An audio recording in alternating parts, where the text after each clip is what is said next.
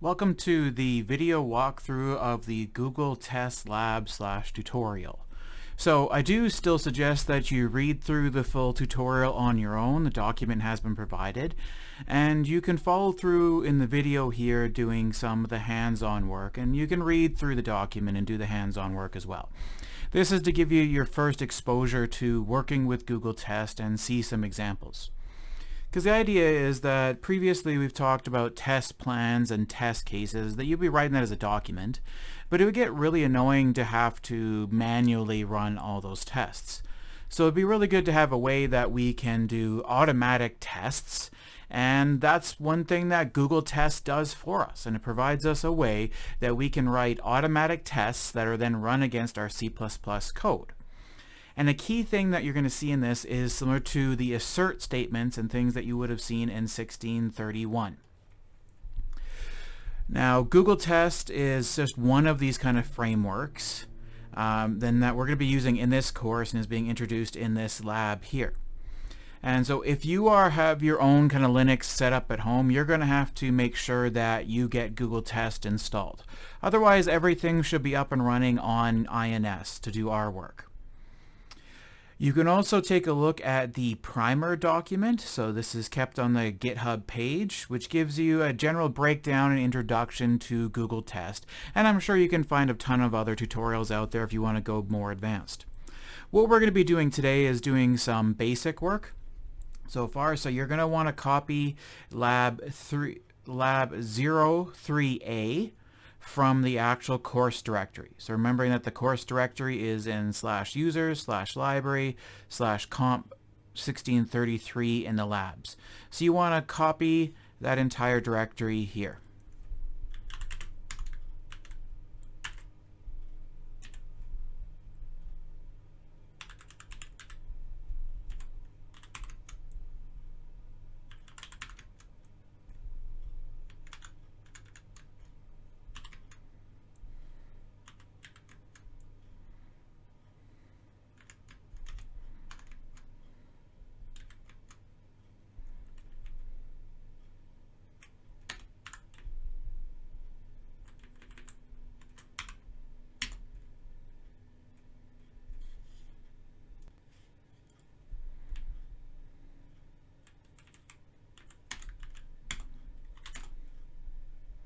Okay.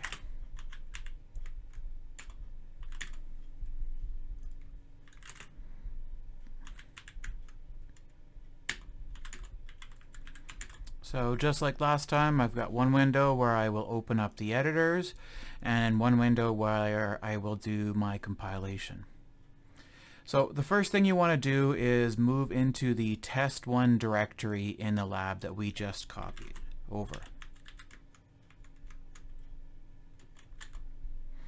You can see so far that we've got a math.cpp and a math.h. So your .h is the header file for the functions that are in the .cpp. We have a make file for compiling and some extra things in there to deal with setting up the tests. And then you have this test mymath.cpp, which contains the actual tests that are set up for Google Test.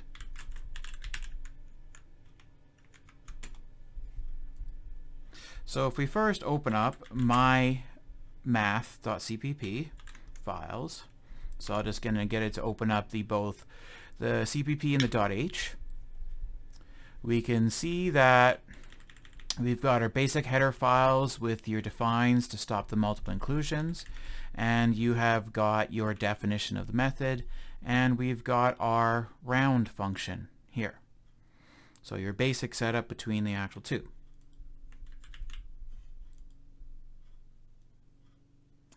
Now next, if you open up the test file, this contains the special code and extra syntax for using Google Test. Right here. That you will see it's including the header file, so we can call the actual functions for locally. It includes the gtest/gtest.h, which is the installed Google Test libraries. And then what you have is the individual tests that will run. And each of these represents one test case from the format. Now, when working with these, you will see these predefined kind of macro headers where you see test. And in Google Test, we have one that's called test and test_f. For right now, we will just be working with the test macro. And what the macro headers always have is they have two parts to them, where you just have the word test, and then you have the test case name that you're giving to it, and then the actual test name individually. So this is more like the group of tests that you're doing, and then this is the specific tests that you're doing. Now, these must actually be proper C++ identifiers, so following the same conventions that you would have used to name functions or name variables before this. So we can see in this file here, we just have one called test, and it's making a group of tests that will be labeled under test_mymath.h. So a good convention that this is in your test_mymath.cpp, so when you're running these tests, you know what file it's actually coming from. And then you know it matches up to what you're actually testing. And next then is then a name that is descriptive of what you're actually testing. So this one is testing the round function to make sure that it should be rounding down, whereas the next one is testing the round up part, is so a case where it should be rounding up. So basic calls to them. Now, within these calls, what you'll see is any setup code you need to do, but the idea, this is supposed to be executing the code. So taking those inputs that you would have put into your test cases, putting them in and actually calling the functions that you need, getting the output, and then verifying that the output you got matches to the expected output that you had in your actual test. So this first one here is giving an input of 2.4, and in this case it should be rounding down, so our expected output should be 2.0. And what you see here is this assert underscore. This is something that's coming from the gtest class, and what this has done is to assert and compare, okay, well, between the result, do these two values match? So you'll see a bunch of asserts, and you go look them up as the underscore. There's a whole range of family of them, but this one that follows with the EQ after means assert that the two values are equal, so this one to this one, and what we're doing is like, okay, we're verifying that the result that we got back, so we're taking the result that came out of our function, and verifying it matches to our expected output.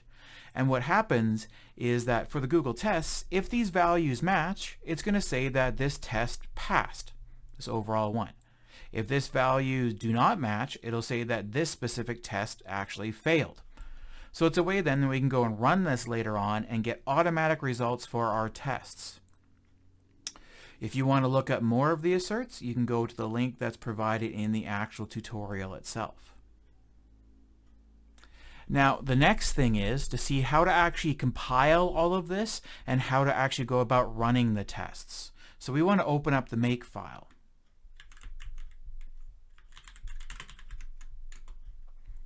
Here you'll see, similar to the make file you should have seen in tutorials and in class, we've got our macro variables at the actual top. We've got our very first rule, which is the default one, which will compile and run everything. And then we have extra rules for doing cleaning, just building the tests, and actually a case of doing all where to clean it and recompile everything. So this first rule here, based upon what we have for the modules needing these two files, will result in that everything gets compiled and going together. So our .o's for our original code, our .o for our actual test file, and it will go through compiling everything and then calling any other required rules that we have, like this math test.cpp compilation, the math.o compilation to get the .o files, and this will then link everything together, and then this will actually execute our actual tests. The idea is when this compiles it, it's going to make a new executable that then has the test that'll output, run the program and run the actual tests for us. So the other thing that's important here is that in your Cpp flags, these are the extra flags you need to make sure that Google Test will work properly. So slightly different than we had before, so make sure that you're using these same ones when you set up your own tests in the future.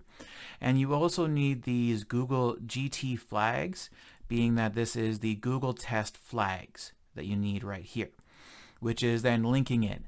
Because what happened is that in that original test file that we had, the test_mymath .o, you can see there was no main in there to actually run it.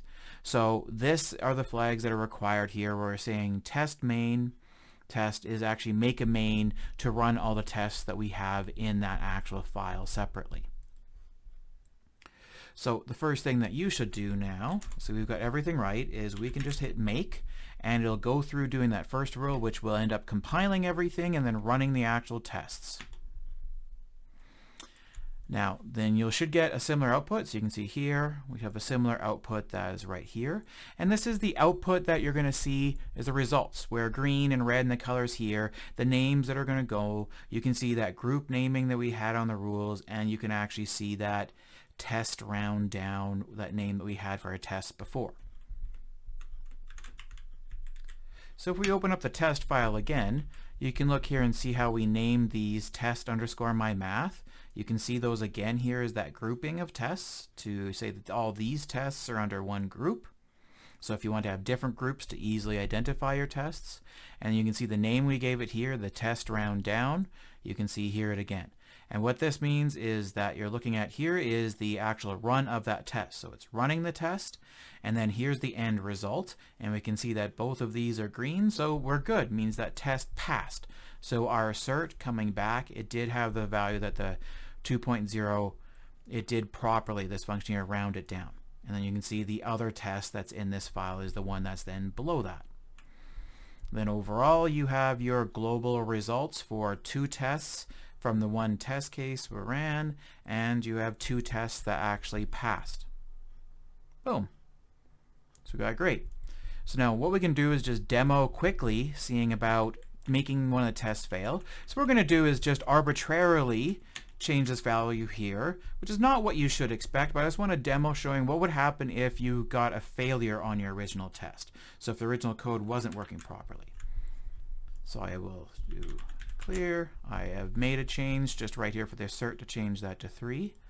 I will do make all, which will then do a clean and rerun the tests. And what you can see here now is that original first test is showing that it was running, but then we got a fail, and then it gave us this output from the results because it expected the result, which was 2, and what it got equal to, like the result actual variable is passed in was 2, but it was supposed to equal 3, saying that this was wrong, and that's why that test failed. So I'll go put this back to 2. So again, that was just arbitrarily show is that if the value from this came back, what would happen and how would it look if you had a test that had actually failed. So normally you wouldn't change this 3. This is again just for demo purposes. So remaking it again. Oops.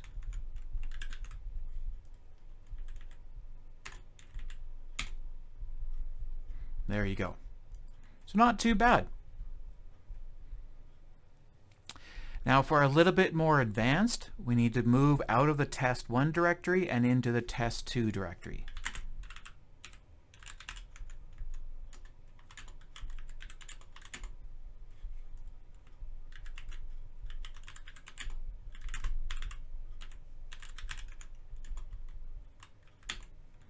Okay. See here that once again we have our 2 files that are important, so your header file and the functions that are in there.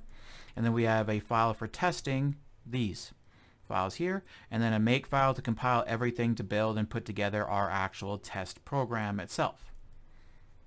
So if we open up all the files for mystring.cpp,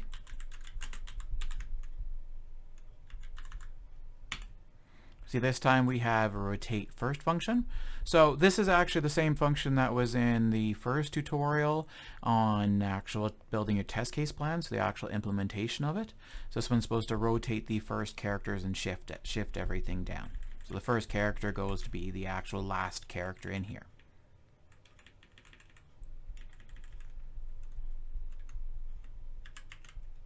So if we now open up the test file, we see a similar structure as before, including this header. We have our actual g-test here. We have any constants or things we need to do just as part of our tests. And we have our individual test cases. And now these 3 test cases matches up to what you would have seen in tutorial 1.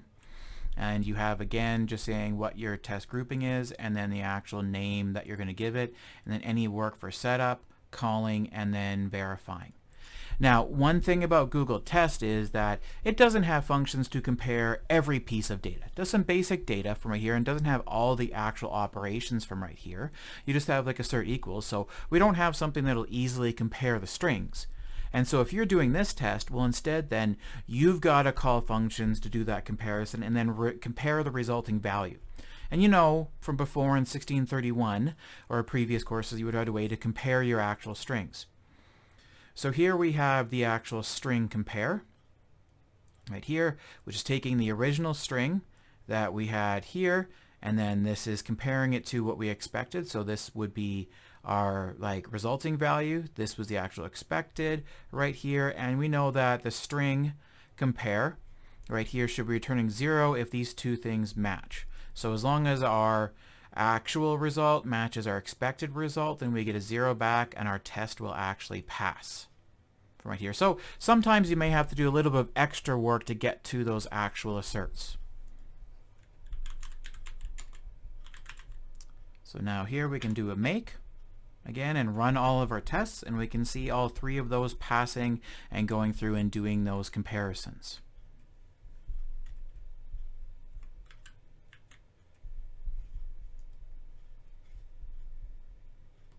Okay, next part. Sometimes we need to do helper functions. So now let's move into the test3 directory because we're in test2.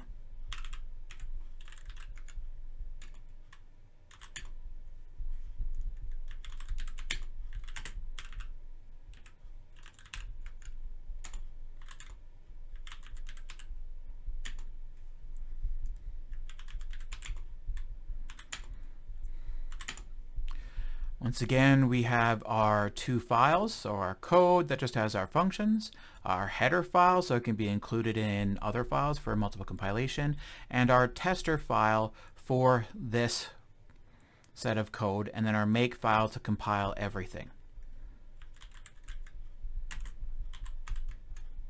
If I open up all of the actual time files, we can see this time that this code here, this increment time, that's supposed to take a time structure, has its own defined structure and its own new type that contains the hours and mins. So again, Google Test won't have anything to actually compare this. So now when we go to our test, it'd be nice if we can add helper functions to do these comparisons or other work for us. So if we open up the test, you'll see is again the same structure that we've seen before, but now we actually have a function to do comparisons for us for comparing.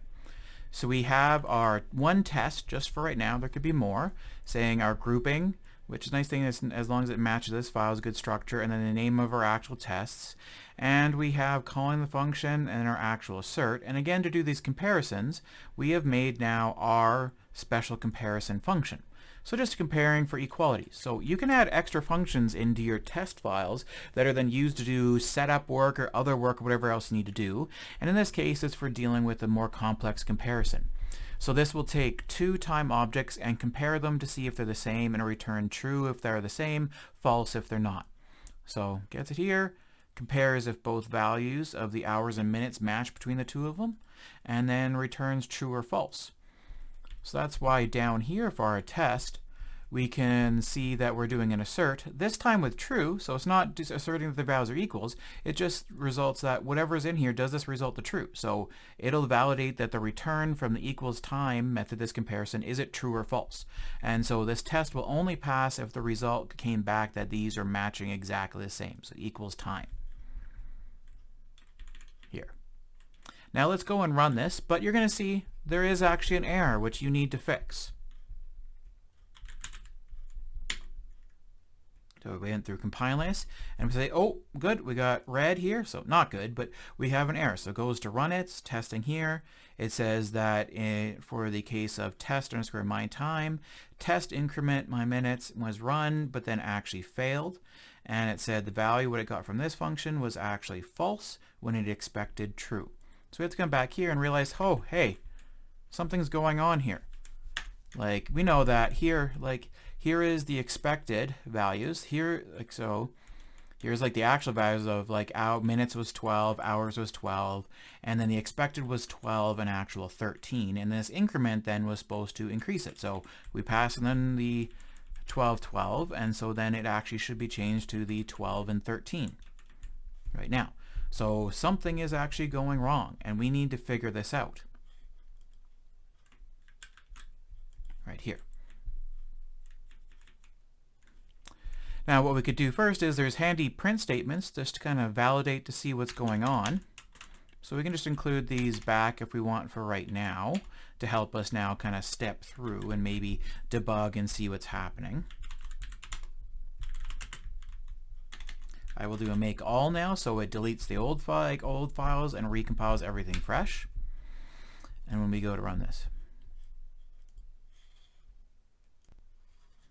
here we have some errors so far, but this means, okay, we forgot to make sure that the IO stream library was included. So we have to go to the top and we can uncomment those lines.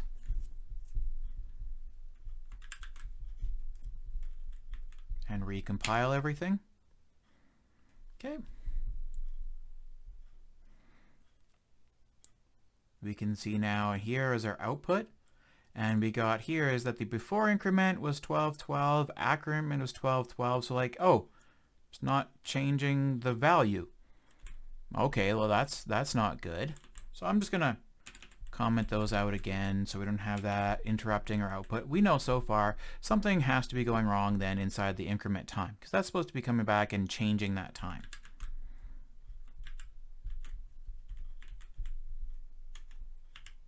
So I'm going to open up my time.cc, cpp, right here. And we see the original function, and we have to look at it and see, well, let's step through and see what's going on. Maybe some of you have already done this quickly, but so just be incremented time that, okay, we're taking in time t right here. We're going t plus plus, that's incrementing the minutes, that's right so far in it. And then we're saying, okay, if the minutes equals 60, we should be going to the next hour. So setting minutes back to 0, incrementing the hour. Time t dot hour equals 24. So if it's been 24 hours, normal day, then hours goes back to 0 for the timing and ending. Well, that's okay, but what's going on? We're passing in. I think I see this. Do you see it? Like, do you see it right here? That remember with structures and everything else you're doing it is that pass by value or pass by reference. And by default, all parameters are pass by value, so it copies it. And so when we're looking at this time t here, it is a copy of what was passed into it. So when we make changes, we're making changes to the local parameter here and not to the parameter that was passed in. So right now the error is that this is a pass by value, and we need to change this to pass by reference. And so we are going to have to add in that symbol right there to make sure that it's pass by reference and save this here. But we're not done, because remember, we're going to be dealing with separate compilation. So we've changed the method prototype right here. So now in the .cpp file, so now we need to go to the .h file and change the prototype there. So go into the .h right here, and you can see we have the prototype, and we've also got to change that so that it'll be passed by reference properly for us. Now let's see if this fixes our problem. So do the make all. Yay! Look at that. We got it to work. Got the run. It's now passing it. So that was just an error by not doing pass by actual reference. And so there's a not a syntactical error, that was a semantical error, because it's still compiled, just the logic was wrong, and so was not the way it was supposed to be that we expected it.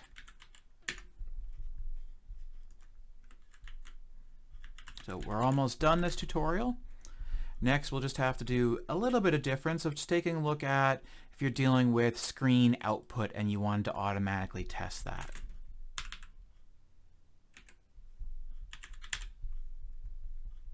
So we'll move out of the test3 directory into the test4 directory.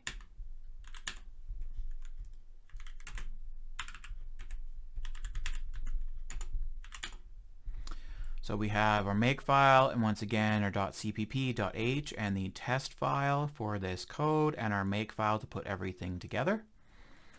And if we open up,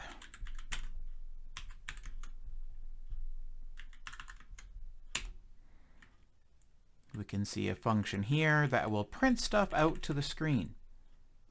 Now the one way to do this is that normally this would be outputting stuff and dealing with it, and you're going to the screen, is to not hard code that any methods that are doing the print is going directly to the actual cout stream.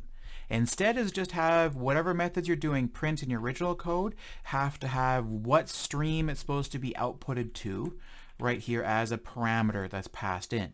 And this will allow, when we go to test, is that we can specify, instead of it being the console output of cout, then just to actually use a different stream that we can then use. So just remember this, when you're writing your code, you're doing anything else, and you want to have tests that automatically test output that's supposed to go to the console, is instead of hard coding in just using the output stream, have your functions use or take in another stream here, passing by reference, not by copying it, to what you should be using. So again, giving an O stream for an output stream, make sure that it's passed by actual reference from right here, and we can use that. Because then what that allows us to do, if we go look at the test file, is then we can then specify a different print. So first off, just going to run this before we do anything else, where we just allow it to output, and you can see we're calling the print, and then should be printing out Saturday for 0, and then we're using cout just to print to the console. Let's do our initial make, and you can see everything's passing, but you can see that output that we got right here, which is passing, like screwing up the rest of the actual test. And we don't have any actual asserts, so this test isn't really doing anything. So if we come back up here, we're just going to comment out that test thing we had, bring in this other code, which is the actual test to validate the actual output. What you're going to see is a new type of stream. So you can see here that we've included stream right here, and we have the usual namespace. Now we have this string stream. Now what this is that instead of doing an output, it kind of puts it into a buffer that we can then access later on as an overall string. So we can take all of the output and start comparing it as actual strings to see if we got the exact expected output that we wanted. So we can see here now where we're making our string here, or like our string stream. We're calling print and telling it to use this stream, so it won't know any different, just takes its output stream, and now it's going to put its output into that string stream we had here instead of out into the actual console. And then after that, what's nice with this string stream is that there are other methods you can call, but there is a .str method which will give you the entire buffer of what's being written into it so far as one string to compare. And so then we can compare between the actual two is, do these two things actually match? And we have our equalities that we have here. Okay. So are these the actual same or not? So if we go back and now do a make all to clean up, to get rid of all the old files before and get to recompile everything fresh and to run the tests.